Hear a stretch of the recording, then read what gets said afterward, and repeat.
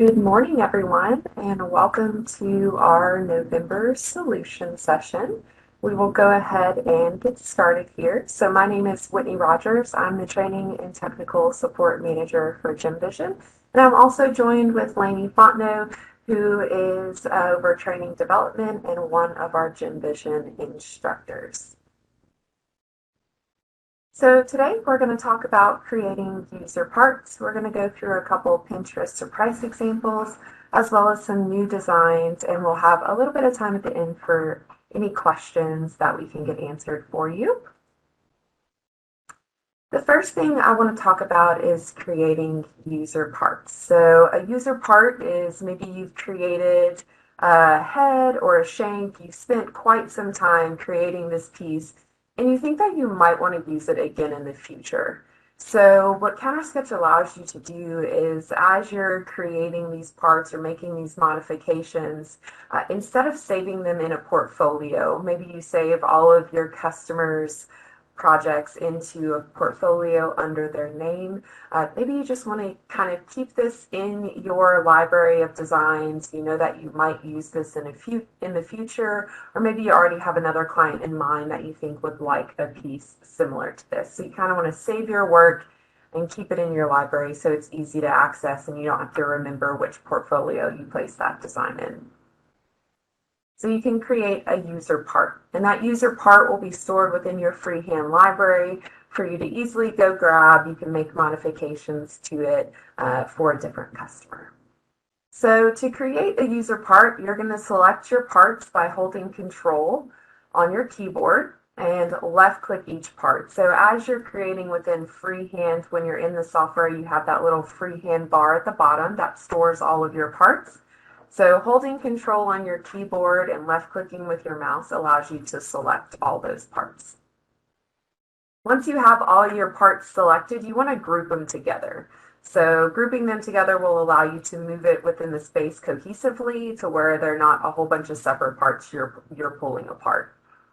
So to create a group, we have that little hamburger menu, or those three bars that give you the different options for freehand. And that first little icon is like a chain link, and that's going to allow you to link those pieces together and create a group.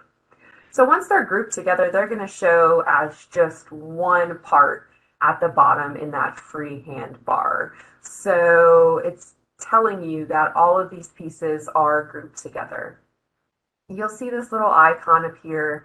That's if you would like to break up the group again. So if you wanted to make a change and you needed to break the group up in order to do so, you can hit that little kind of break the chain link right there, and that is going to ungroup those pieces. But once you have it all grouped together and you're ready to save it to your user parts, you're going to go back to that menu on that grouped part.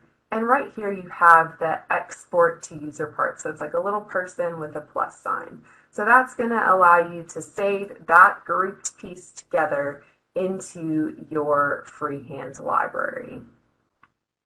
So very easy to do. You can create, for example, this one right here was just an initial pendant that I created.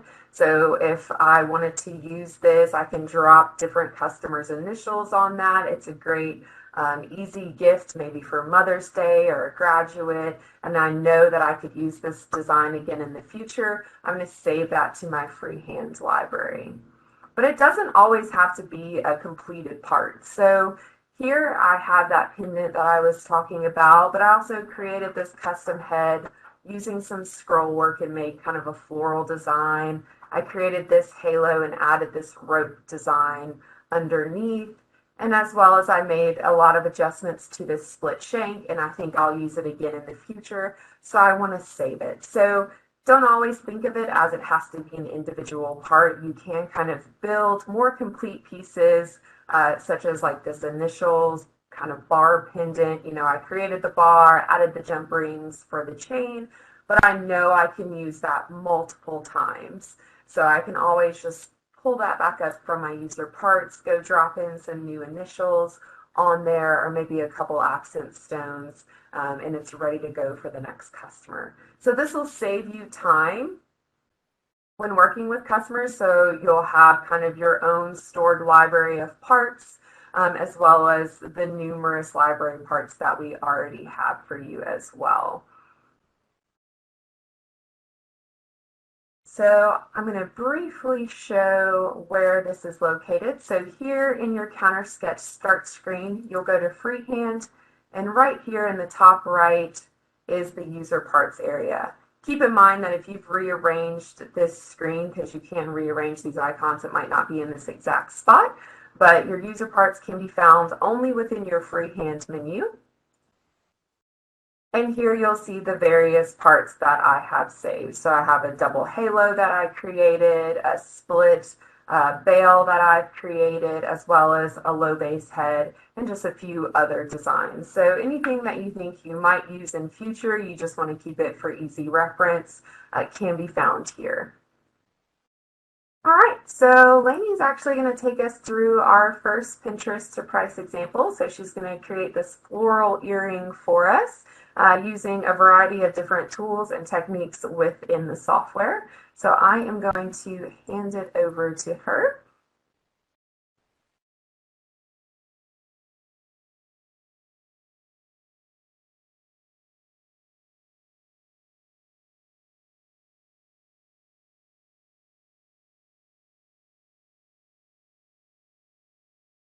All right, good morning, everyone. So today I'm going to walk you through how to create that set of earrings that I found on Pinterest using our CounterSketch freehand parts.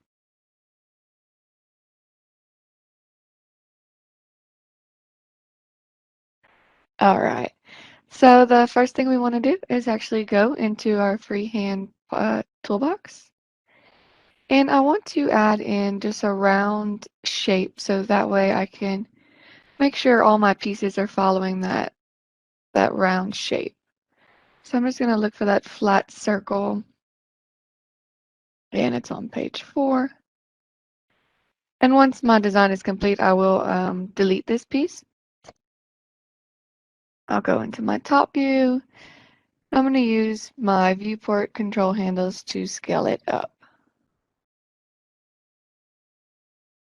So my stones on my earring will fit around this round piece. And this will just kind of give me a guide to make sure I'm staying within the parameters. And I'll just make it thinner just so it's not taking up a lot of my screen. So with this earring, I like to work in top view. It just keeps everything organized and on the same plane. And now I actually want to create one of those flowers that were on my earring. So I'm going to come into my freehand toolbox, and I'm going to go to my settings. I just want to use that bezel shaped stone with no detail on the side. And that's going to be this one. And I'm going to use this one a lot within this design. Just I'll make modifications to it. So I'm going to click Start Designing. It drops it into the middle of my screen. I'm going to use my viewport control handles to pull it up. And I need this stone to be a marquee shaped. So I'm going to come over here to my design stack and scroll until I get that marquee option. And it's way too big for my earring. So I'm also going to use my slider bar and just slide it all the way to the left so I can get the smallest stone possible. All right. So the next piece I want to import is the center of this flower.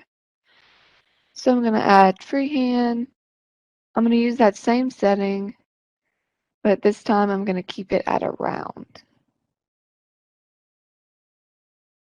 And I will start designing.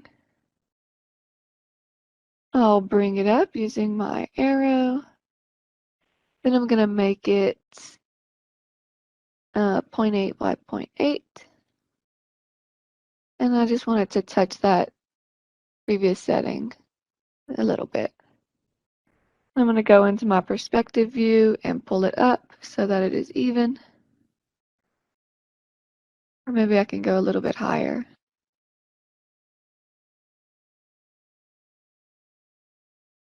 All right.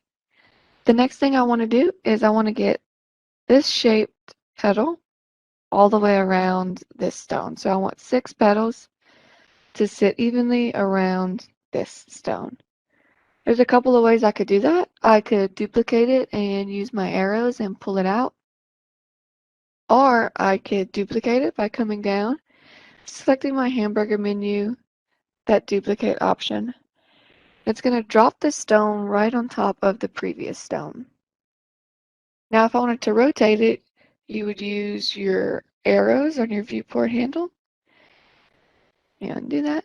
But I actually want to rotate it around this center stone right here.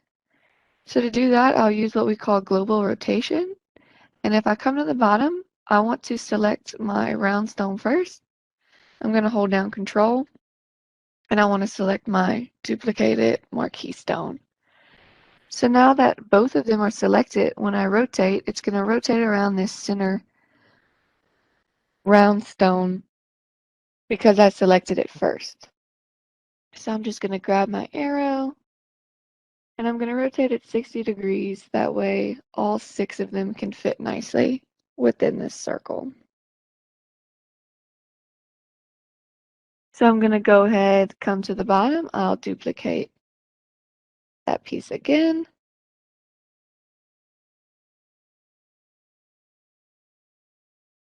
And I'm going to do the same thing. So I'll grab that center.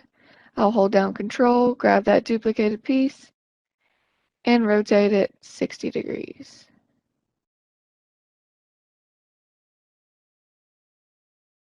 I'm just going to do this a few more times until I get all 6 bezel set stones around.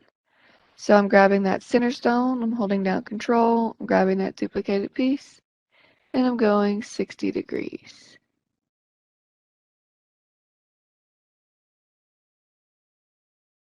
And I figured the 60 degrees because I just took the number of petals I knew I would have and did 360 divided by that.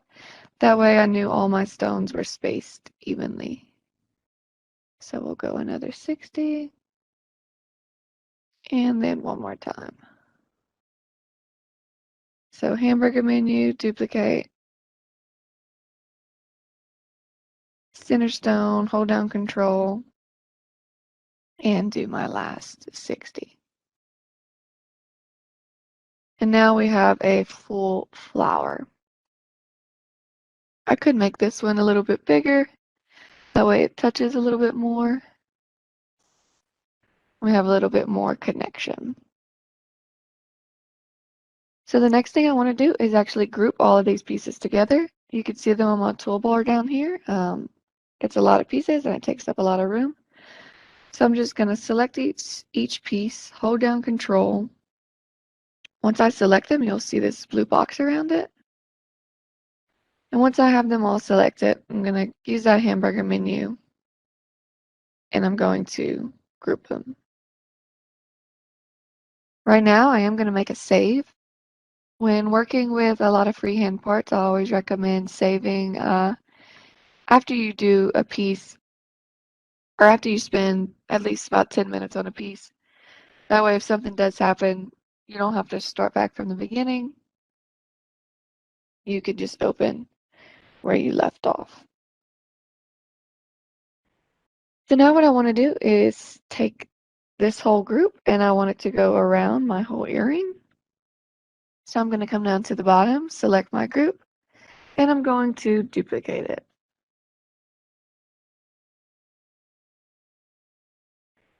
So because it's so many freehand parts, it will take a second.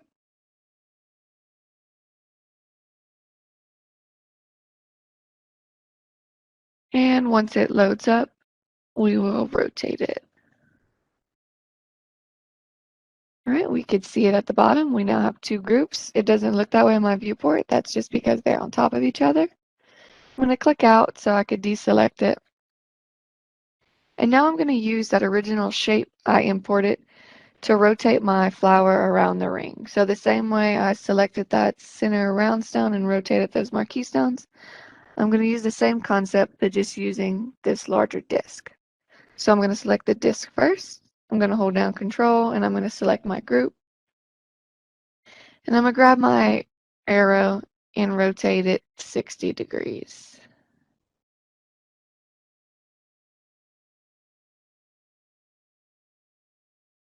Once I have it rotated, I'll click off in my viewport to deselect it. Now I could actually utilize my mirror tool. So I'll come and I'll grab this first group I did by coming down to my bar, my toolbar, and selecting it. And I'm just going to do a top mirror. And then I'm going to grab my second group I made, and I'm going to do a quad mirror. This will put it in all 4 quadrants. So now that I'm done with that piece, I want to make that smaller flower that was in the middle of the bigger ones.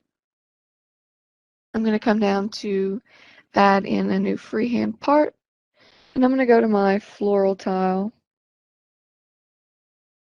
I'm looking for just like a plain little petal,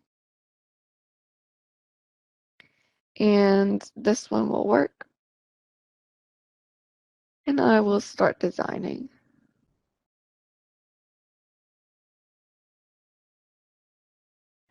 I'm going to pull it out and scale it down significantly. And do a little rotation. Trying to center it as best as possible in between these 2 flowers. And I'm going to use 3 of these petals, but I want to put my center petal. So I'll come and add in a freehand part, and I will go into shapes, and I want that half dome circle. I believe it's on the 4th or 5th page. Here we go. So just that half dome. Or if you want it, you could put another stone right there, but for this exercise, I just want to use the dome.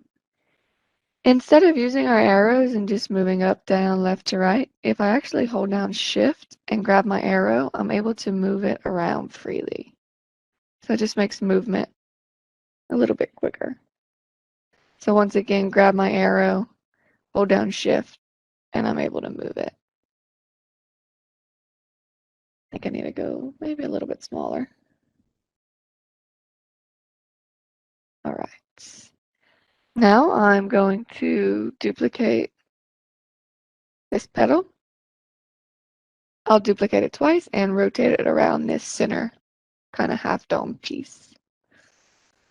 I want to make sure it goes into my petal enough.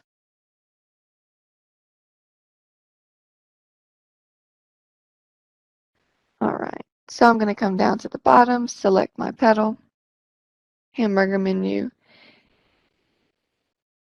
and duplicate it.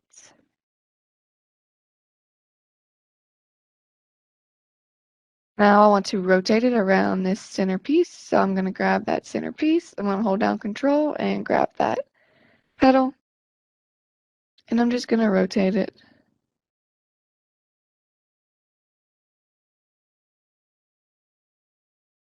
And then I will do it one more time. Grab that center, grab that petal, and rotate.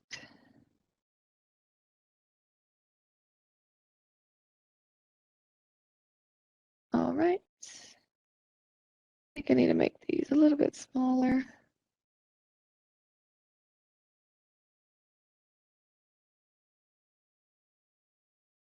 And I could play with the rotation and even them out. But I actually want to rotate this entire piece. So I'm going to select them all by holding Control and use my arrow. I want to leave enough room because I will have stones sitting in between them. And then I'll grab this one and rotate it some more.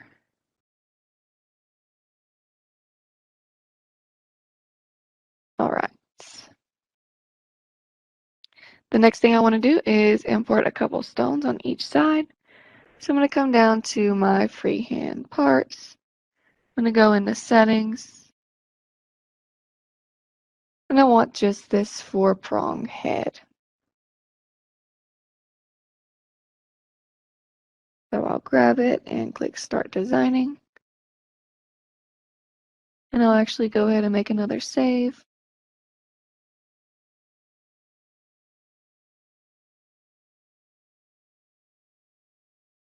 So I want to pull this stone up. I want to make it, I think about a 2 millimeter.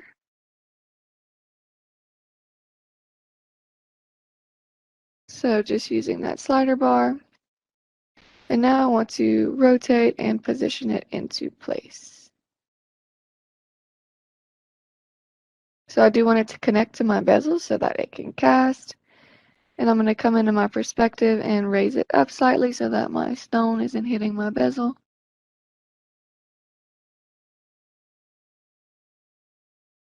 And I'll come back to my top view.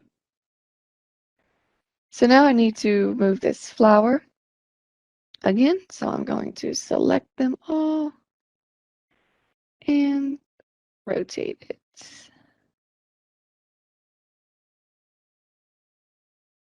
Okay. Now I want to add another stone on this side. So I'll just select it and duplicate it.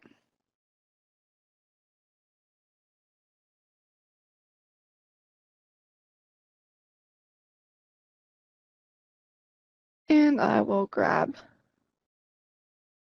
and rotate it so that it fits nicely in this little pocket. And I need to move this one over again.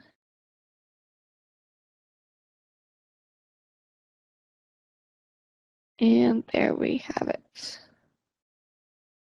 Just going to go into perspective and check out everything. Now to get these 3 pieces around the whole ring, I could do it a few different ways. I could use my mirror tool and mirror them again. But I'm actually going to use polar array just to show you another method of how to do it. So I want to polar array this 3-petal flower around. And to do that, I have to polar array each piece individually. So I'm going to select it. To activate my polar array, I'll select this blue cube. My bin tool will come up, but I'll select it again, and I'll get this gray asterisk, which indicates my polar array tool. So I'll select it to activate it, and now I'll use my viewport handles within my polar array tool to make adjustments. So I want that angle to go 360, and I want my count to be 6. So I'll do that 3 more times for each of my pieces. So we'll go 360, and then we'll go 6. So a couple more times, activate my polar array, go to 360 and 6. And lastly, polar array, 360 and 6. And now you see we have those 3-petal flowers in between all of my larger ones. And I could come down here, hold down Control, and group all of these together. I'll simply select Group. And now I will use this stone, and I will do the same thing. I'll polar array it. So I'll select my blue cube. Let's make a save. I want to make sure I'm selecting the right stone.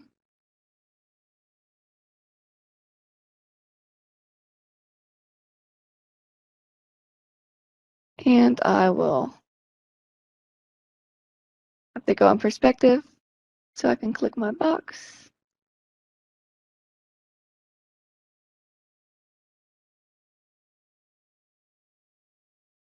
All right, it's not letting me select it right now.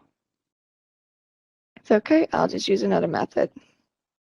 So I will select this stone. I'm going to duplicate it, and then I'll just rotate it the same way I did in the beginning. So I'll select that center piece we put in. I'll hold down Control, select my added head, and rotate until I get it into position. Once I have this one, I can select it and do a quad mirror. And I could select this top one and also do a quad mirror. Same with this one. So now I just want to double check that I have stones in all the right spots. It looks like some of them are a little bit off. I could just select it. I'll turn my quad mirror off for that one. And then I will duplicate it and rotate.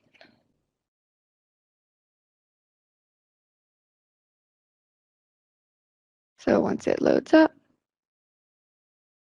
select my center piece, my head, and rotate. Now once I have it rotated, I can adjust this piece so that it fits better. And now do a side mirror and do a side mirror on this one.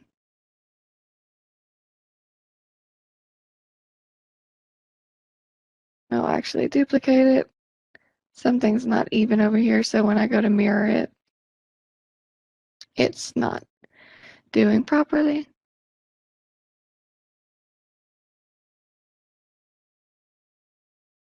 All right, so I'm going to select that center piece, hold down Control, select my head, and rotate it until I get it on this side.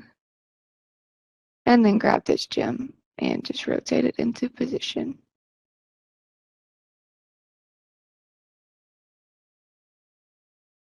All right.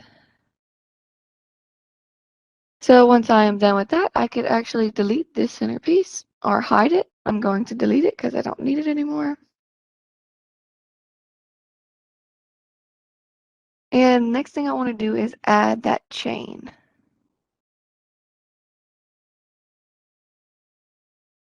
We won't actually cast the chain, so we're just going to put it in here for like visual purposes for our client.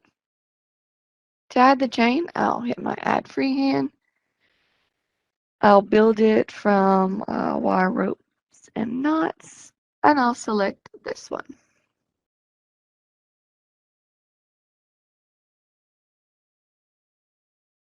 And I can make some modifications to it.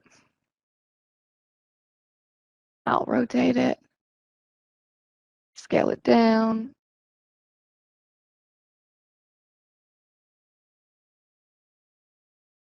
and just kind of manipulate it into place.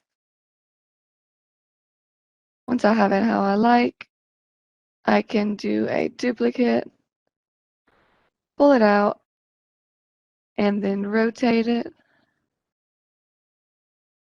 And I would just do this multiple times until I got a chain. I actually already created this, so I'm going to delete these because this is just going to be me duplicating and pulling out. And I will go into my user parts. So I'll hit add, go into my user parts, and select this chain piece I previously created. This will import it into my viewport.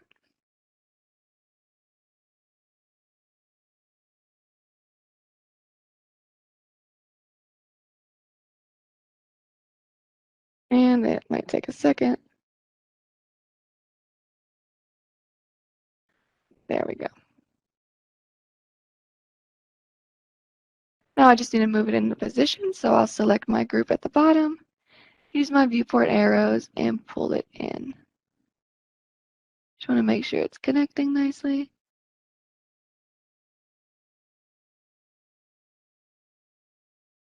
All right, and the last thing I need to do is add a bezel and a post.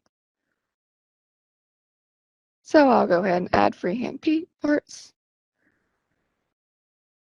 I'll go to that second page and select that bezel.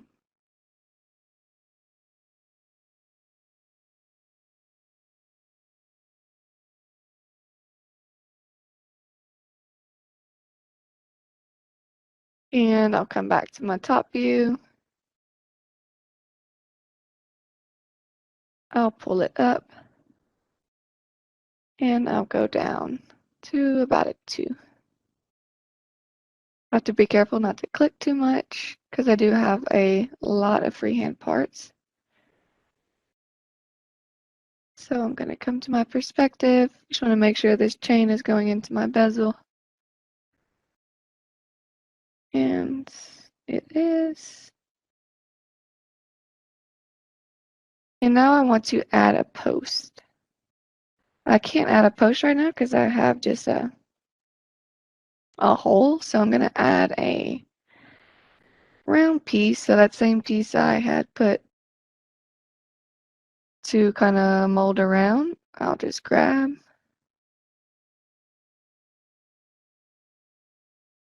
And now make modifications to this so that it fits at the bottom of that bezel seamlessly.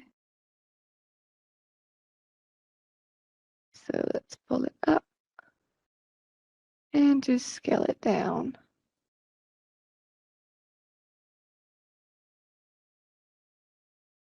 I'll come to my perspective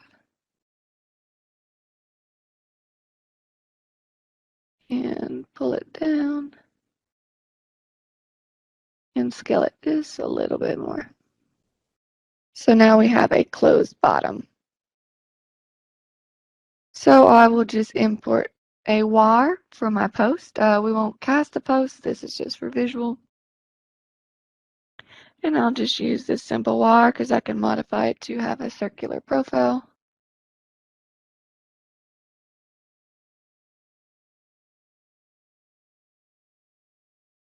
And I'll pull it out. Hold down shift so it snaps to 90 degrees. I want to adjust my lift.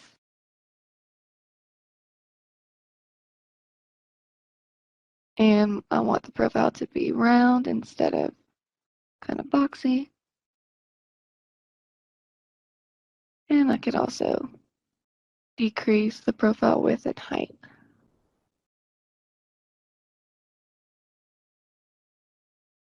And move it. All right. So now that our ring is done, I'm sorry, not our ring. Now that our earring is complete, I just need to make changes to the metal and the stone color. So I want to turn off all these blue spheres that indicate my freehand parts. I'm just going to come to the top and toggle that off so I get a better view of my earring.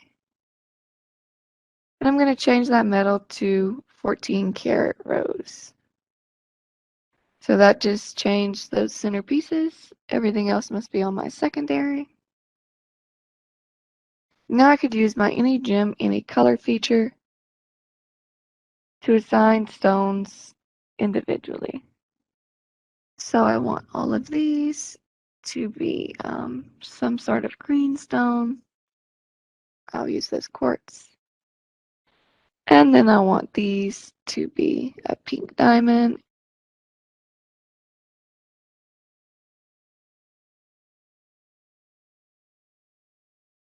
And I'll hit apply. And I believe in the picture these were also a darker shade of pink. So I'll just do this garnet. And now we have successfully created our earring piece. Now that I'm done, I'm going to pass it back over to Whitney. Awesome. Thanks, Lainey. That was fantastic. I am going to go back to sharing my screen. So I'll also walk through just a brief Pinterest to price example here. Stackable bands, as the holidays are coming up, are super popular, super great gifts. So I'll just run through a few different ways you can create different stackable pieces using freehand.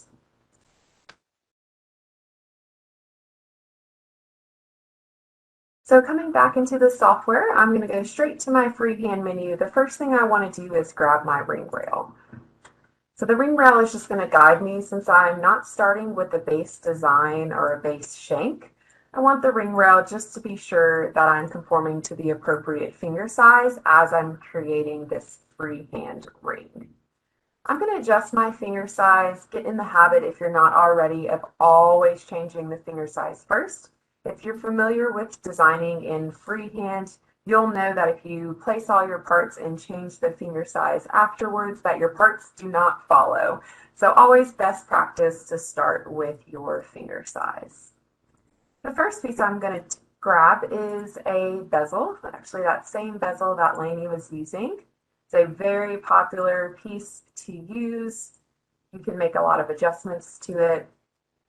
Definitely one of my favorite parts within the software. What I'm going to do is I'm going to go to my through finger view. This is just going to make sure that I'm aligned with that ring rail as I'm placing my parts.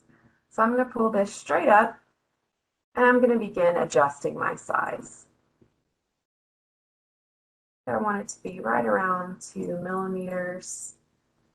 And I'm going to pull it down to that ring rail. You'll notice that the bottom of my bezel is relatively straight. I actually want it to contour to that ring rail. So coming to my design stack here on the left, I'm just going to scroll through and look for that bend at the bottom of my bezel. Here I can see that I have a check mark. It says setting bezel bend bottom. I'm going to uncheck that and you'll notice that it immediately changed to have that contour on the bottom of that bezel. So now that's more easily going to sit on top of my ring rail. So now I'm going to go into perspective. I'm going to use polar array. And I'm going to array this around that ring rail. So going to 360 degrees because I know I want it to go all the way around. And using that green arrow to increase the count. We'll go for 8 right now. I can always come back and adjust a little later. Actually, I might go to 7. There we go. Now I'm going to go back into my freehand menu and just grab a scroll design here. Go into perspective so I have a better viewpoint. And I'm going to grab this little scroll. As always, it's going to drop that piece right into my center axis, into the center of my screen. So left clicking and dragging the arrows, I'm just going to begin to place this piece into position. So using my arrows to kind of rotate, I'm going to fit it right in between these two stones. I'm going to use the disc to scale. So this is an SP part, which stands for static part, meaning that it does not have a design stack. So to scale the piece, you'll use the various discs available. So just kind of scaling that up so it's not so skinny. And then I'm going to go into my bend tool so that I can also kind of contour this piece to my ring rail. So just pull it down ever so slightly. Selecting that blue sphere, you'll see that I now have the bend tool present. Here I have my bend point. I do want it right in the center because I want to bend both sides symmetrically. So holding this large orange sphere, I'm just going to bend that down till it just about touches my ring rail. You'll notice that as I pull out, I'm also scaling that piece. So I kind of want it to touch that bezel. So I'm going to scale it out just slightly so that it has a good connection.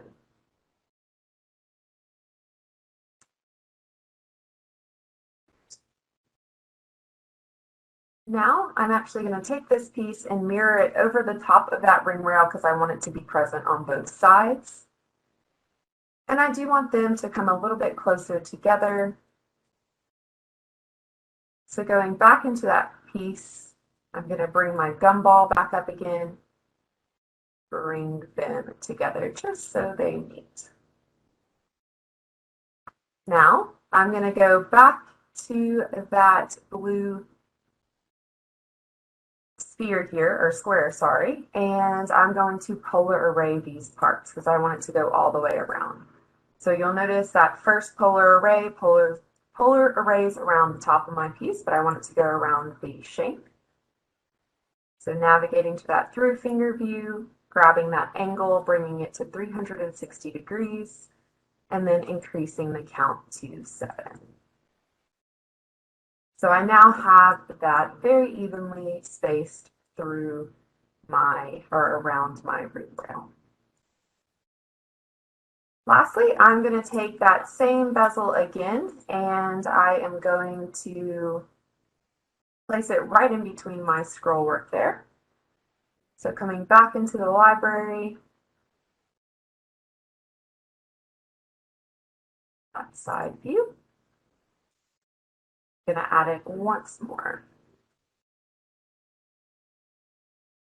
This time I'm going to bring it really small. Use my arrows to bring it into position.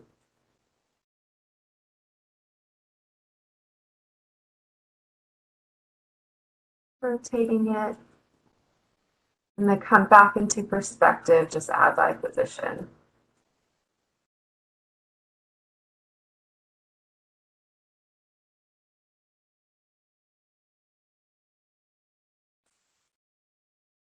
There, I can see it's poking out ever so slightly there at the bottom. I do want to come back down here. Since I could have duplicated this piece, I just chose not to. I chose to go back into the library and grab it again. So I do want to give it that same curve. So I'm going to select that bezel bottom bend so that it's contouring with my ring rail. So one last time, I'm going to come over to the polar array tool.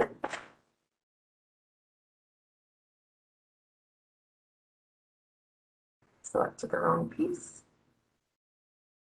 So you can see when I'm right here, I'm kind of conflicting with this other sphere. So just rotate around in order to click on it if it's falling on top of another command. It'll make it easier for you to select it without selecting the wrong thing. So again, just pulling that to 360 and bringing that count back up to 7. So now I've got my first stackable band ready to go. I can continue to design here, so I can actually group these together. So holding Control, I can create the group. And then I still have my ring rail present, so what I can do is actually just move that ring rail out, and I can begin designing the next piece. So for this one, I'm actually just going to come into Shapes, and I just want kind of a mill grain type style, all metal band. So I'm going to grab this disc. There's a couple of different things I could do. I can grab this sphere, which is a perfect circle, and I can use that. I can place mill grain with that, or I can create this band that I'm looking to create. I don't have the ability to boolean around the ring rail, which means cut the metal and make it flat along the ring rail, but that's something that CAD/CAM services could do for me. With this disc in the flat bottom, I am able to bend the piece. So it gives kind of the same effect, and I can bend it around that ring rail. So here, just pulling that piece out and beginning to position it. Okay, apologies for that. Okay, so now that I have my piece kind of in position, just kind of scaling it down a little bit, making it a bit thicker, I can now come into that bend tool and just bend it to that ring rail. I can also rotate to the other side, so you'll see that it's kind of bending up this way, and I can bend it from the side angle as well so that it fits comfortably on the finger. Going back into my polar array, zooming out here, I can bring it all the way around and increase my count. So just creating kind of an all metal design. I can then come back into the menu. I can add more pieces. So I can showcase the sphere here just to give you an idea of a couple different ways you can utilize this.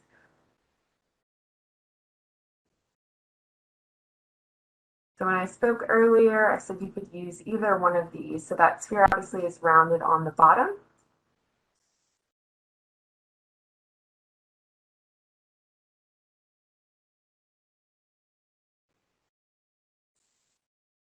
So I can place it there. You'll just see that it doesn't have, I don't have the ability to bend it or change that. But CAD/CAM services can always flatten out the center. So if you wish to use this item, you definitely can. CAD/CAM will take care of the rest for you. And I'm just going to go right back into that polar array tool and bring it all the way around and increase the count. Probably scale it down a bit more, it's a bit too large. So you'll notice as you scale, you'll have to go back in and increase your count once more until you're happy with the finished design. For time's sake, I'm going to go ahead and just switch back to the presentation here so we can get through the rest of the content, and we have a little bit of time left for any questions that you may have. But just a quick look on how you can utilize that ring rail and create some stackable bands using all freehand parts.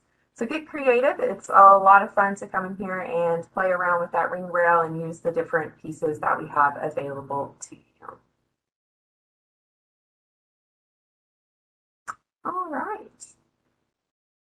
So moving on, we have the new styles of the month. So if you didn't receive the new styles, that probably means that your CounterSketch membership is out of date. So you can give our sales team a call. They'll be able to tell you how you can renew your membership.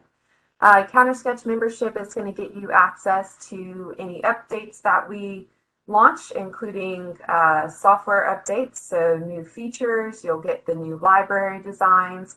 You'll also now get access to our online academy as well as technical support.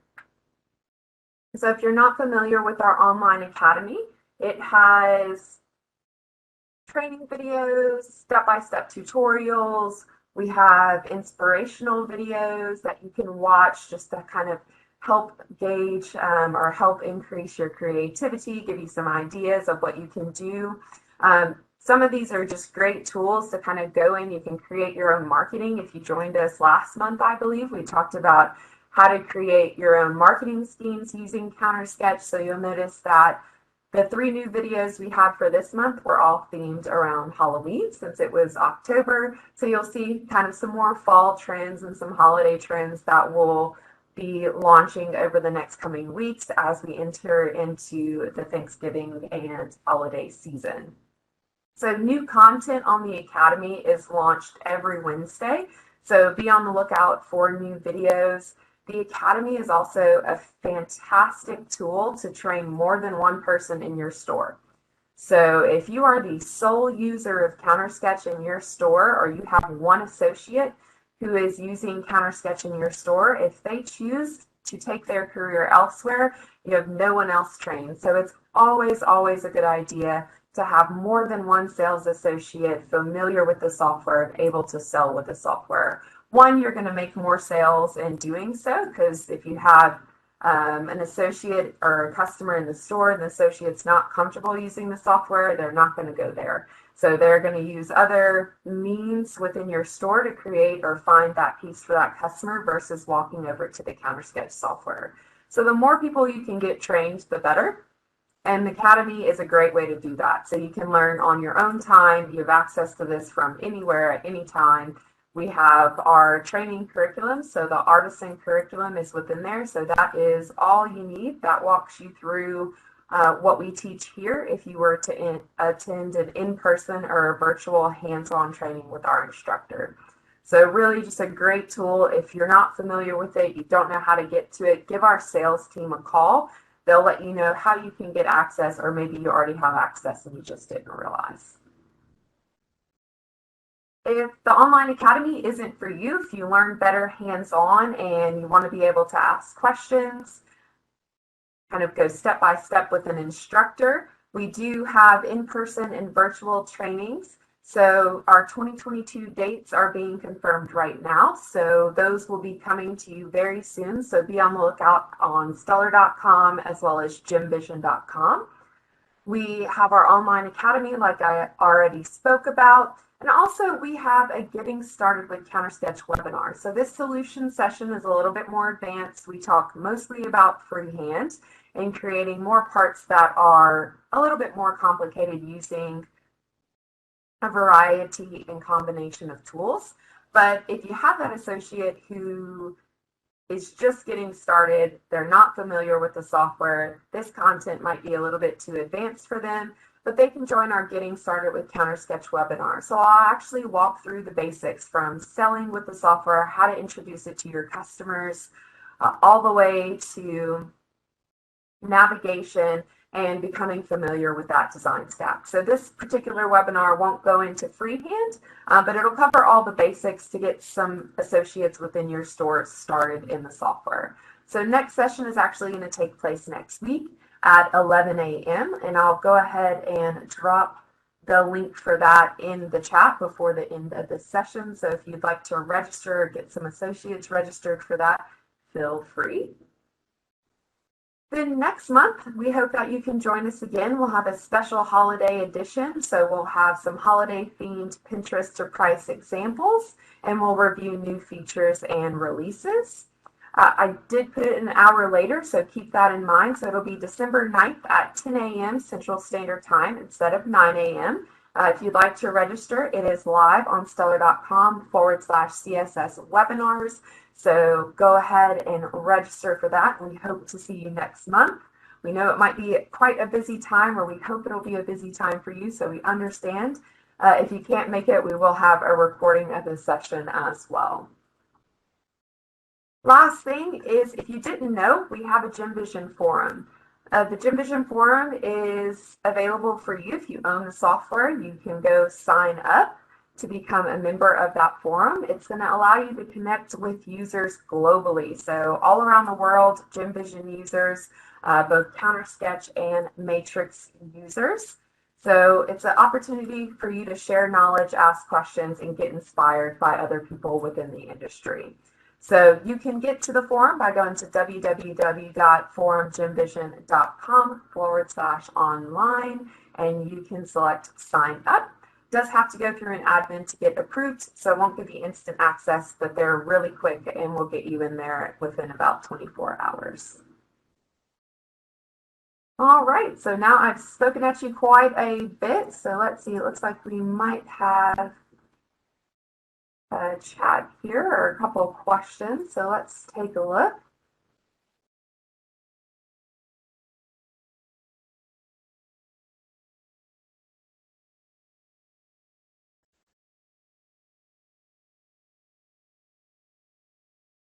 Yes, so we had one question that came in and said the production standards document will help the users make a producible piece. Lots of today's examples might be too thin. Correct, yeah. So what we're creating here, we're giving you ideas. We're showing you how you can create different things. We're not saying it's going to be producible right as is. We do have the production standards. Those can be found on stellar.com/CAD/CAM services. You're welcome to use those, but if you don't, that's also okay, because CAD/CAM services is going to make sure that those pieces are producible. So if you submit something that's a little bit too thin, totally okay. They're going to go in and thicken up that piece so that it makes it through production. So great call out. Carla, I see that there was some issues with skipping and jumping for you, so I apologize. Everything looks smooth on our end. I don't know if that is an issue with the platform that we're using or maybe an internet connectivity. So there will be a recording of this session. So if you missed anything, we'll make sure that that recording is posted within the Academy as well as on the webinar page that you can view.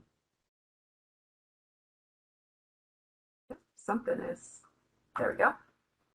All right, so if you have any questions, feel free to jot them down. We'll be here for a few more minutes. You'll also receive a short survey after the call. If you could fill that out, we'd love to hear from you and let us know what you thought of today's presentation, what you thought of the content, what you would like to see in the future. So this is all about you and what you want to hear. So we are happy to cater the content as we begin to plan for next year. So let us know what you thought and how we can improve or what else we can show you how to do. Lastly, we just want to thank you for taking the hour out of your day to join us. We really appreciate it. We know that as you're entering the holiday season, your stores are getting busier. So thanks for spending the last hour with us. We hope that you enjoyed the content. We'll stick around for a few more minutes to answer any questions that you may have. But if there's nothing else, I hope you have a great rest of your day.